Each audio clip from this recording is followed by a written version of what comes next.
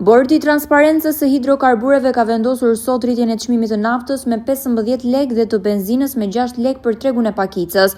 Nga 203 lek, çmimi i naftës u rrit në 218 lek për litër, ndërsa benzina nga 175 lek arriti në 181 lek për litër. Kryetari i Partisë Demokratike Sali Berisha tha se çmimi i karburantit ndikon tek produktet e tjera apo edhe te bujësia, ndërsa u bëri thirrje qytetarëve që të ngrihen në revolt dhe të bllokojnë rrugët. Të mijat dhe të Partisë Demokratike. Pra, do bëjmë gjithçka që sa më shumë vajza, zonja të marrin vendet më të rëndësishme. Kam kënaqësi t'u informoj se në këto zgjedhje për të degëve të Partisë Demokratike për kryetar kanë dalë më shumë se kur ndonjëherë zonja të nderuara në krye të këtyre degëve dhe kanë fituar besimin e merituar të antarësisë. Wesley Arben Shurda, Dr. Berisha, përshëndetje dhe respekte. Ju i keni denoncuar pagat e ulta, por çfarë programi konkret do të ketë Partia Demokratike në lidhje me invalidët dhe pensionistët, se dihet që na stradimin vetëm mashtron dhe vjet taksat e shqiptarëve të varfër dhe nuk i teprojnë lek për këto shtresa. Faleminderit. Faleminderit shumë për pyetjen. Janë në gjendje mjerimi. Qoftë pensionistët, qoftë invalidët. Pensionet e tyre janë cinike, qesharake. Një pjesë e madhe e tyre detyrohen të mbledhin kanaçe, se zblen do t'i ilaçet.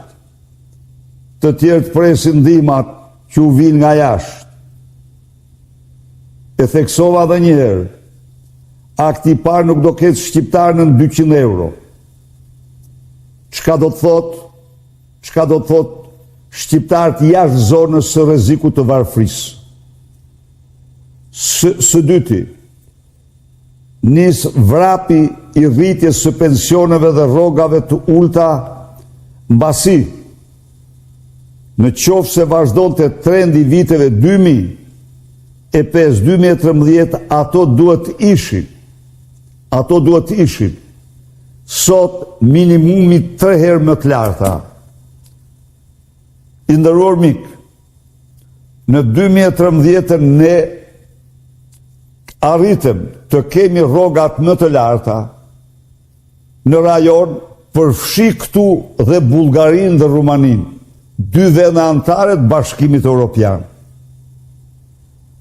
Arritëm të kemi pensionet më të larta, përfshi këtu Bullgarinë dhe Rumaninë.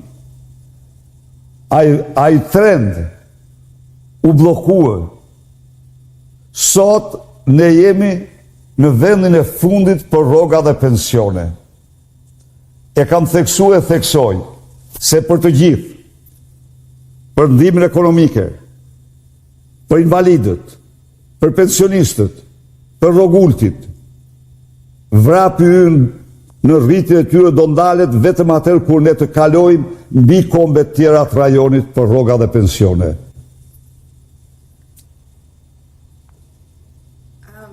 Shaban Doni, doktor, duaj që nëse vjen në pushtet, duhet të shpallësh band kriminale patronazhistët dhe duhet të zbulohen të gjithë me profil falso dhe të dënohen me burg të përjetshëm, sepse këto kriminal e kanë shpopulluar Shqipërinë.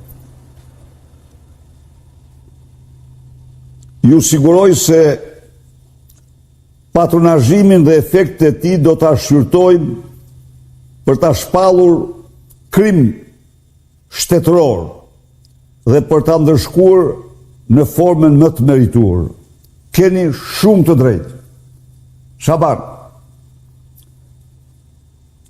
sistemi patronazhistëve sot është absolutisht si motër apo si vlla e sistemit sigurimit të shtetit gjatë diktaturës komuniste.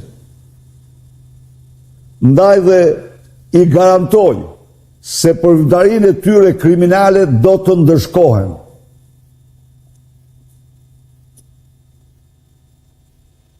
Selima Griseta, doktor përshëndetje. Belinda Balluku në vend që tjetë në burg, po e shohim prap të na shfaqet si fjerake e vjetër. Do t'ishte mirë ta blinte atë pasaport dhe të na zhdukej nga syt e këmbët se janë bërë të padurueshëm.